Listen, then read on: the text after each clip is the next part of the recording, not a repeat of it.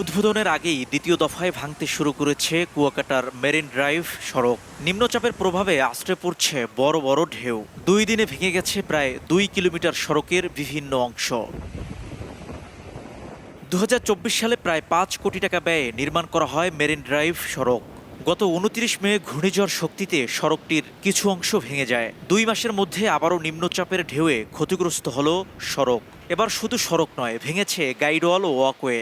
2 মাস আগে এখানে আসছি, তো তখন দেখছি যে এটা ভালো আছে বা চলার মতো অবস্থায় আছে আর কি। কিন্তু এইবার যখন আমরা এখানে ঘুরতে আসি, এবার দেখি অবস্থা খুবই খারাপ। শান্তিপূর্ণভাবে একটু ঘোরা, এখানে মজা করা, সেটা হচ্ছে না এই কারণে যে ভেঙে যাচ্ছে এবং খুব ভয়াবহ পরিস্থিতি। বৈরী আবহাওয়া ও সড়ক ভাঙায় পর্যটকদের সঙ্গে বিপাকে পড়েছে স্থানীয় ব্যবসায়ীরা। ঢেউয়ের তোড়ে ভেঙে গেছে শুটকি মার্কেটের একাংশ।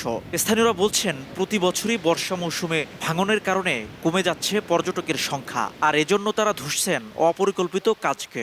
টাকার বদলে টাকাই গেছে, মাগারে যা কিছু হয় না। এরকম একটা পর্যটন কেন্দ্র এরকম রাস্তার অবস্থা হইলে তো সমস্যা। আমাদের দাবি হলো যে স্থায়ীভাবে কুয়াকাটাকে রক্ষার জন্য একটা প্রকল্প দ্রুততম সময়ের মধ্যে প্রকল্পটা নিয়ে আসা হোক।